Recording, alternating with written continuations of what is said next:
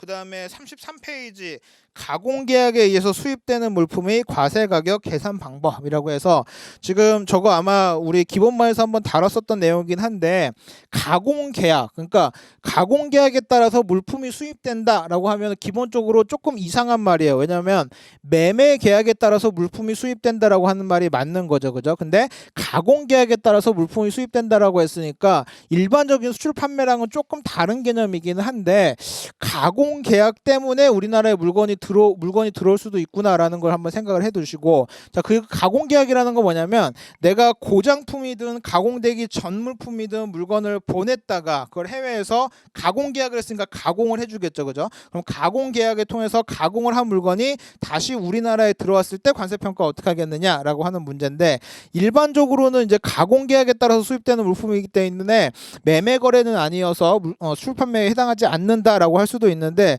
우리 이제 최대한 넓게 본다는 개념에서 가공 판매도 수출 판매 범위에 충분히 넣을 수가 있다. 특히 PAPP에다가 생산 지원 비용을 같이 가산하는 개념을 도입을 하면은 우리가 쉽게 말해서 구매자가 이 물품을 수입하기 위해서 지급하는 비용은 그 가공 비용, 가공비를 지급을 하는 거고, 대신에 그 가공임이 수입 물품의 가치를 전부 다 커버하지는 못하잖아요, 그죠? 그 물품을 커버하는 것은 가공임 플러스 내가 보낸 물건까지 포함이 돼야 되니까, 내가 보낸 물건은 생산 지원 비용의 형태로서 가산 조정했을 때 온전하게 수입되는 물품의 가치가 전부 다 반영될 수가 있다. 그래서 수리비 플러스 내가 보낸 물품에 대한 생산 지원 물품까지 다 포함을 시키면 이거 가지고 관세 평가할 수도 있겠다라고 하는 개념이죠. 그래서 가공계약에 따라서 수입되는 물품, 매매계약에 따라서 수입되는 물품은 아니지만 가공계약에 따라서 수입되는 물품도 충분히 수출 판매가 되는 물품이라고 볼 수가 있겠다라고 하는 부분이죠. 그래서 계산 자체는 뭐 당연히 내가 이 물품 보내는 수출 물품의 가치 자체가 생산 지원 물품이 될 거고, 그죠? 수출 지원 물품이 생산지까지 들어가게 한 운송 비용 마찬가지로 생산 지원비가 될 거고, 그죠?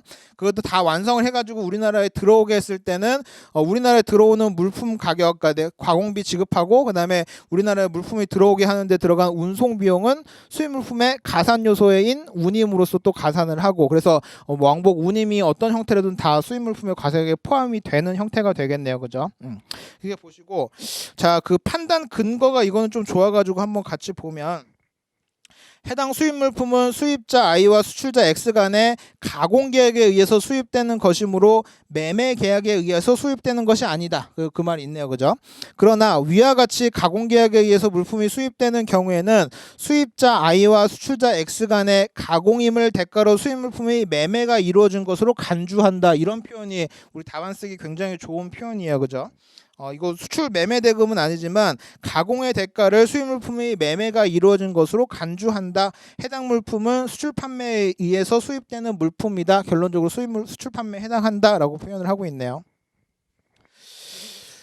그 밑에 보세 장치 중에 전매된 물품 일본 사례인데 우리나라 사례랑 똑같습니다. 그래서 굳이 안 봐도 될 것 같아요. 마찬가지로 보세국에 반입하게 된 가격을 가지고 과세를 결정한다라고 보시면 됩니다. 그 4번인데 그 35페이지의 탑픽 4인데 여기다 별표 하나 좀 해놓으시고요. 특히 실질 구매자는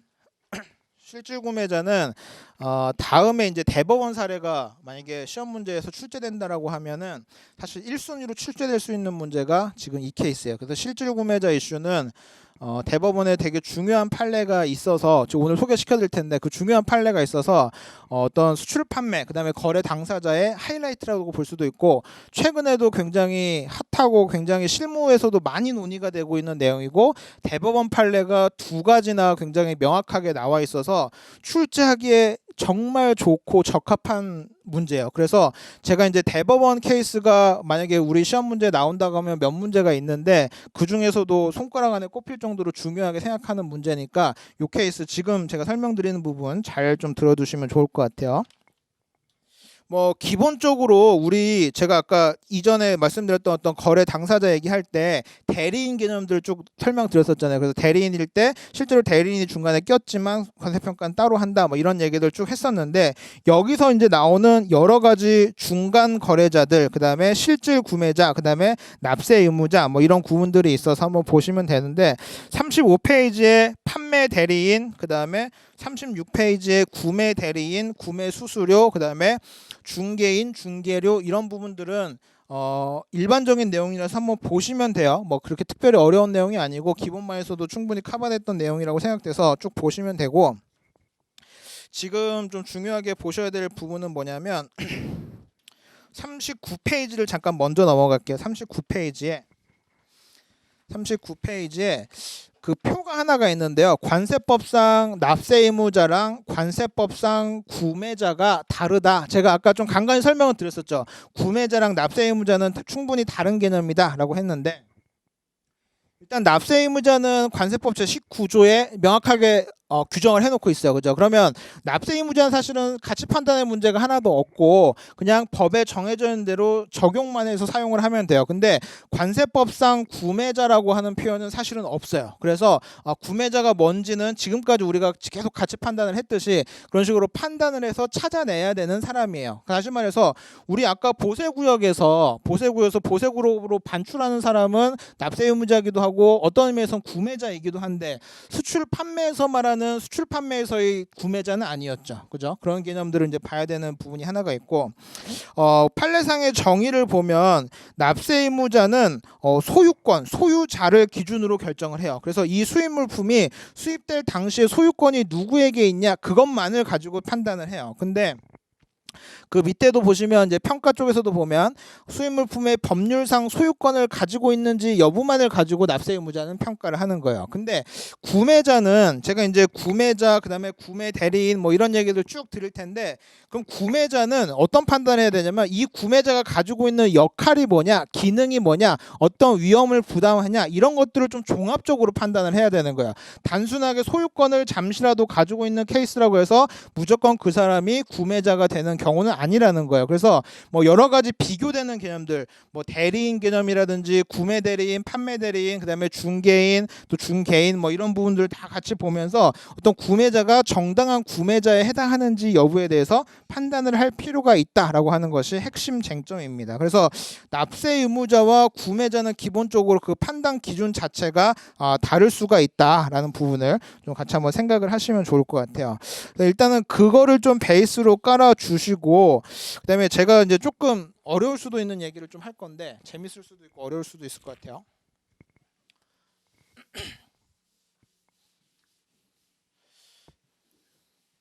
자, 우리가 관세하는 사람들이 관세사들도 그렇고 그다음에 물류팀에서 일하는 뭐 이렇게 그 회사에서 일하는 화주 직원들도 그렇고 물류하는 사람들이 자꾸 뭔가 작은 거에 얽매이는 게 굉장히 많아요. 그러니까 어떤 물류 흐름 전체적인 거, 그다음에 국제적인 조세와 관련된 거 이런 거 하는 게 또 우리 관세사들의 역할인데, 당장 막 수입 통관하는 거, 막 당장 물류 빨리 안 돌아오는 거, 막 이거에만 얽매여가지고 이제 큰 그림을 좀 놓치는 경우들이 굉장히 많은데, 젊은 관세사이고 뭐 좀 유능한 관세사일수록 이렇게 자꾸 큰 그림을 자꾸 많이 봐야 돼요. 그래서 어떻게 보면 이제 어떤 구조가 꽉 짜여져 있는 상황에서 그거를 잘 오퍼레이팅하는 것도 관세사의 중요한 역할이긴 한데, 큰 그림을 그냥 우리가 스트럭처링 하는 거 그 자체도 굉장히 큰 관세사들 전문가들이 해야 될 역할이거든요. 그래서 그런 개념에서 한번 좀 살짝 한번 살펴보려고 하는데, 조금 어려울 수도 있고 뭐 좀 재밌을 수도 있을 것 같아서 한번 들어보세요. 만약에 내가 이제 아까 그냥 자꾸 벤치 얘기를 들어서 그런데 어떤 국제적인 기업의 다국적 기업의 오너예요. 내지는 뭐 이렇게 관리실에서 이제 중역이에요. 그래가지고 이 전 세계적으로 벤츠 자동차가 전 세계에서 이제 여전히 팔릴 텐데, 그 벤츠 자동차들이 관세를 좀 적게 낼 수 있는 방법을 한번 잘 생각을 해보자라고 이제 한번 생각을 해볼게요. 그러면 기본적으로 내가 그냥 셀러 입장에서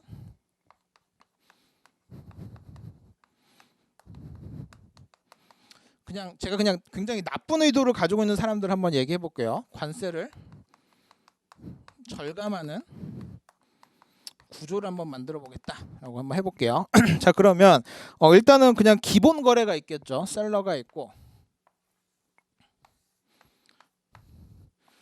이렇게 해서 원래는 이제 100불에 이렇게 거래를 하고 있었던 이런 거래를 하고 있었어요. 근데 이게 이제 기본 거래다라고 했는데, 자 이제 자꾸 이제 머리를 써가지고 셀러 입장에서 관세를 자꾸 절감할 수 있는 방법을 한번 만들어 보자라고 이제 하면서 어떤 거래를 하냐면, 그러니까 이제 관세를 절감한다는 얘기는 벤츠 내에서의 어떤 자본 유출이나 이런 건 없어야 돼요. 그리고 자본 유입은 똑같이 돼야 돼요. 다시 말해서 자동차를 판매하면서 최종 고객으로부터 100불만큼은 여전히 벤츠 그룹 내에 계속 들어오긴 해야 돼요. 그런 구조 하에서 관세는 좀 절감시킬 수 있는 방법이 없을까라고 이제 자꾸 생각을 해보는 거예요. 그래서 자 이렇게 쭉 연구를 해봤더니 관세법에서 관세평가에서는 거래 당사자의 개념이 있고 그다음에 대리인이나 중개인이라는 개념이 있대요. 그래서 그런 거를 이제 잘 조합을 해가지고 관세를 좀 절감시키는 생각을 한번 해보면, 예를 들면 셀러가 이렇게 있는데 어차피 셀러가 있고 한국에 셀러 코리아가 있으니까 셀러에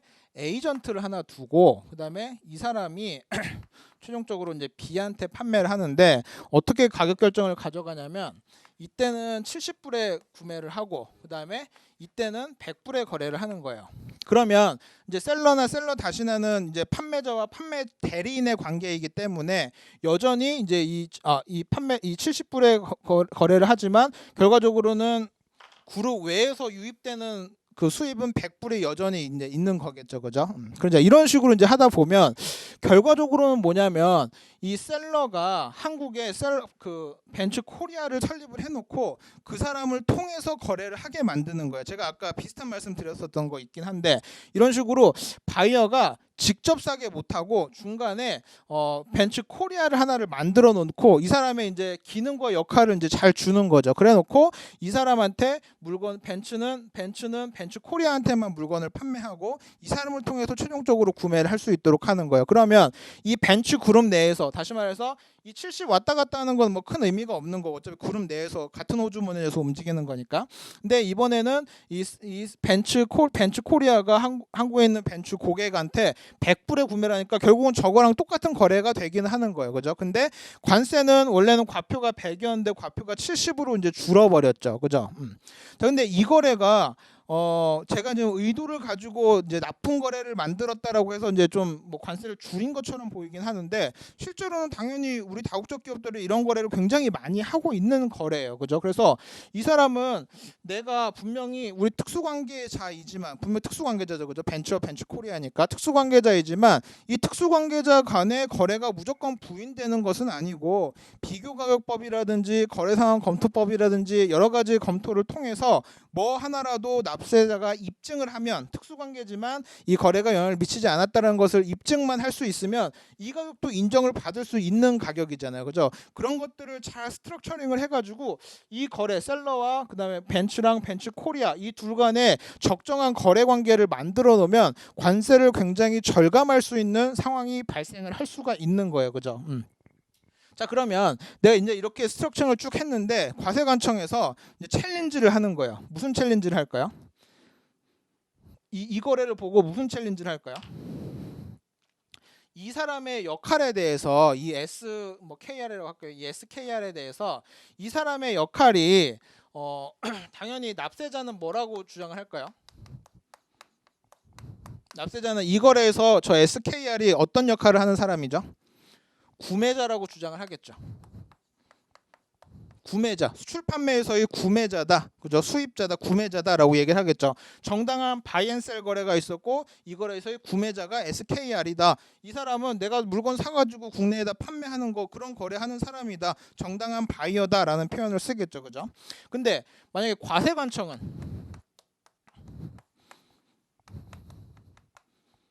뭐라고 주장할까요?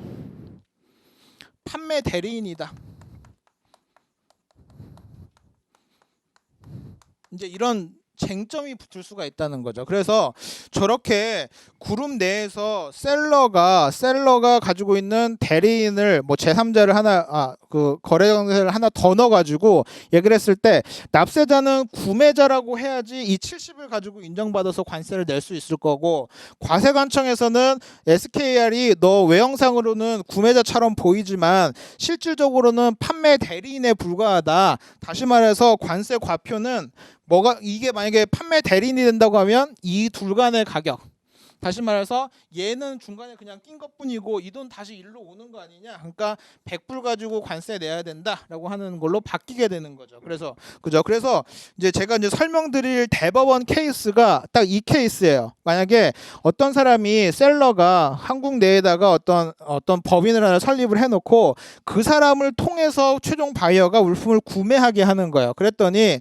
과세관청에서는 저 사람 실질적으로는 뭐 외형상으로는 구매자처럼 보이긴 하는데 실질을 따져봤더니 판매 대리인에 불과하다. 저 사람이 가지고 있는 마진까지 다 과세과표에 넣어야 된다. 이때의 거래에서의 과세가격은 100불이다 라고 하는 거고, 납세자는 무슨 소리냐, 내가 그렇게 나쁜 사람처럼 보이냐, 나는 관세를 절감하려고 저렇게 구조를 가져가는 게 아니라 저 사람이 뭐 한국 내에서의 마케팅 활동도 하고 뭐 여러 가지 뭐 위험도 부담하고 뭐 이런 것들을 다 하기 때문에 저 사람은 정당한 구매자이다. 내가 저 사람이 구매자라고 하는데 과세관청에서 네가 뭐가 근거로 해서 저 사람이 구매자가 아니라고 주장을 할 수 있겠느냐, 이걸 가지고 싸움이 붙은 거예요. 그게 대법원까지 간 거예요. 그래서 실질 저 S-라는 사람이 실질적인 구매자냐 내지는 과세관청에서 말한 대로 판매 대리인에 불과한 거냐에 따라서 거래 당사자도 바뀌고 수출 판매의 개념도 바뀌고 과세 표준도 바뀌는 상황이 발생하게 되네요. 그죠? 그래서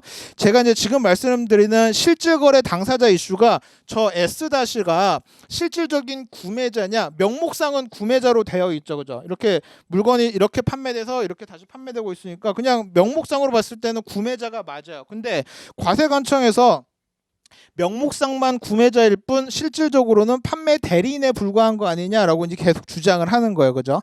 자, 그랬을 때 저 거래에 대해서 어떻게 결론이 났는지가 하나 중요한 케이스가 하나가 있고, 그다음에 두 번째 케이스도 또 하나를 더 보면,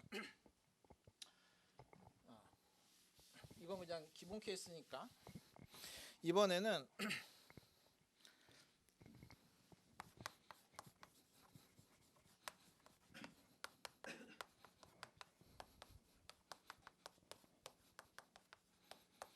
바이어 입장에서 한번 관세를 절감해 보자라고 이제 스트럭처를 막 머리를 짜내고 이제 해보고 싶어요. 그랬더니 바이어 입장에서 이제 관세 평가를 잘 아는 관세 전문가가 들어가서 관세를 절감할 수 있는 방법을 좀 고려를 해봤더니, 이렇게 거래하는 게 원래는 이렇게 거래를 했었는데, 원래는 그냥 약간 일반적인 거래였죠. 이렇게 거래를 했었는데, 자, 이번에 이렇게 이렇게 하면 이제 이렇게 해놓고 이제 관세 100불 넣고 이 100불 가지고 B가 관세 내는 그런 구조였는데, 자, 이번에 우리 이렇게 하지 말고 거래 구조를 한번 이렇게 바꿔보자. B는 그대로 있는데 여기다가 B-를 하나를 더 놓는 거예요. B-를. 그래서 B-를 하나 더 놓는 이유는 이 사람은 쉽게 말해서 100불에 그대로 사와요. 100불에 B-가 물건을 사오는 거예요. 그래서 이 사람이 다시 이 사람한테 물건을 쭉 파는 거예요. 근데 이 사람은 110불에 팔아요. 왜냐면 100불에 팔면은 세관에서 왜 마진도 안 남기고 그냥 파냐? 그래서 110불에 더 비싸게 팔아요. 그죠? 그러면 뭐야, 관세를 절감한다고 했는데 관세를 더 많이 내고 있네? 이 상황이 되는 거죠. 그죠? 근데 이번에는 관세를 어떻게 낼 거냐면 이 110불을 지급을 하기는 할 건데 70은 물때,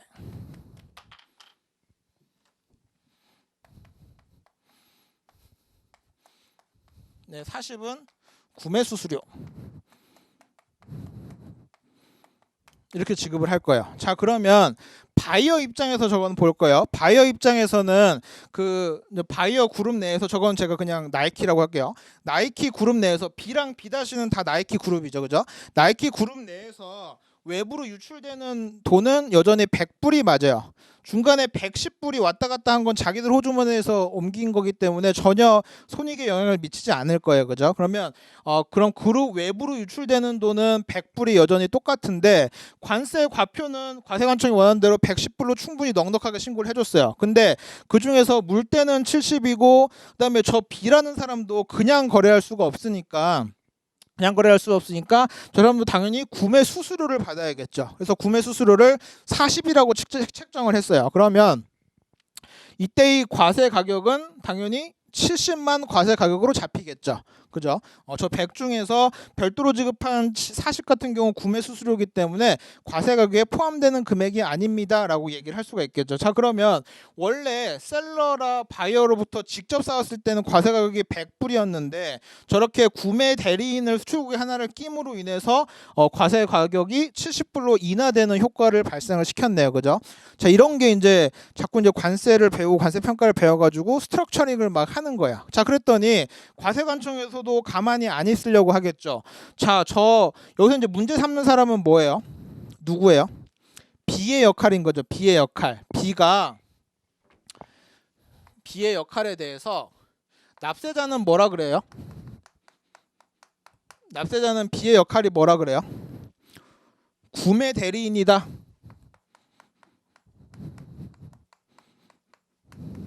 그 다음에 과세관청은 뭐라 그럴까? 판매자다. 그죠?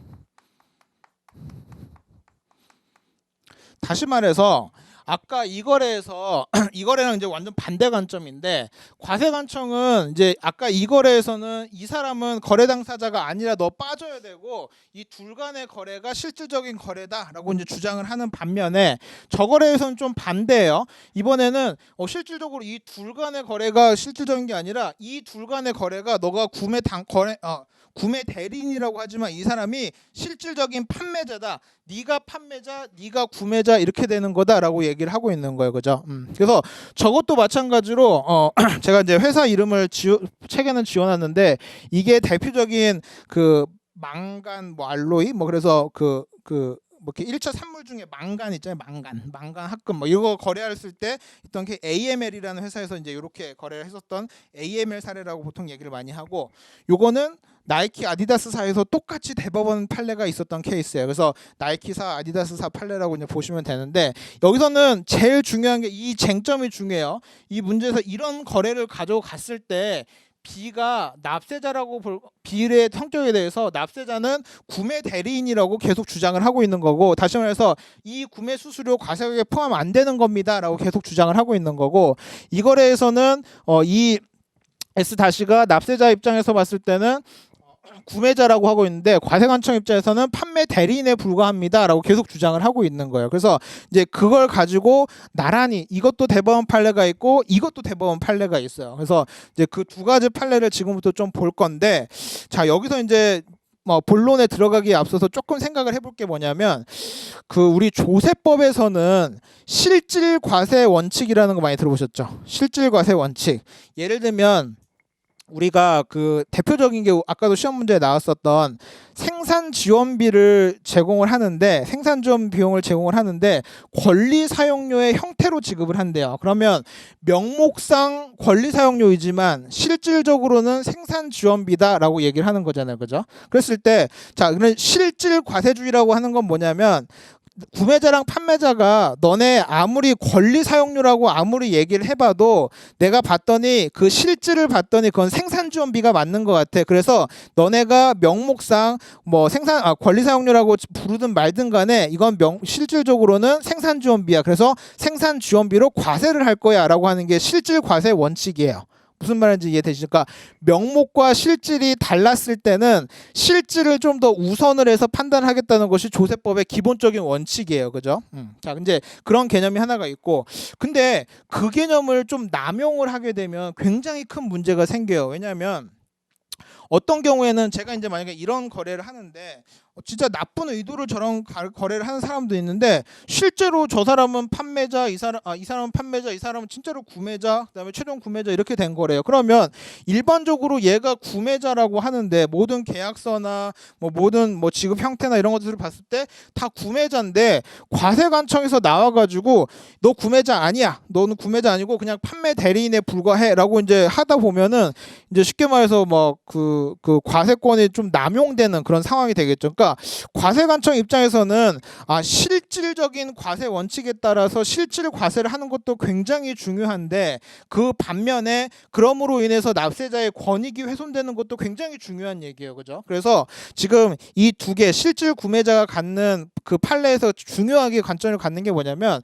과세관청이 실질에 따라서 과세를 하려고 시도를 했었던 거예요. 이 경우에도 마찬가지 뭐냐면 명목상 납세자가 구매자라고 다 만들어 놨겠죠. 명목상은 구매자가 맞아요. 근데 저걸 과세를 하려면 과세관청에서 너는 구매자가 아니라 판매 대리인이야 라고 이제 주장을 해버려야 되는 상황이고, 마찬가지로 이 경우에서도 B가 납세자는 구매 대리인이다 라고 계속 얘기를 하고 있는데, 아니야, 너네는 계약서에 다 구매 대리인이라고 되어 있고 계약상 다 구매 대리인이고 역할도 뭐 구매 대리인 역할을 하고 있는지 모르겠지만 실질적으로 봤더니 얘는 판매자가 맞아 라고 이제 뒤집어 버리는 거야. 이제 그것도 사실은 이제 과세관청에서 어느 시점을 가지고 실질 과세 원칙을 할 거냐, 그 다음에 어느 쪽까지는 또 납세자의 어떤 형식적인 요건에 대해서 인정을 해줄 거냐, 그거에 대해서도 굉장히 첨예한 기준이 있다는 거죠. 그죠? 그게 최근에 이제 실질주의 과세 원칙에 따라서 굉장히 많이 과세관청이 과세를 한 케이스들이 있는데, 저 두 가지 케이스가 중요한 건 뭐냐면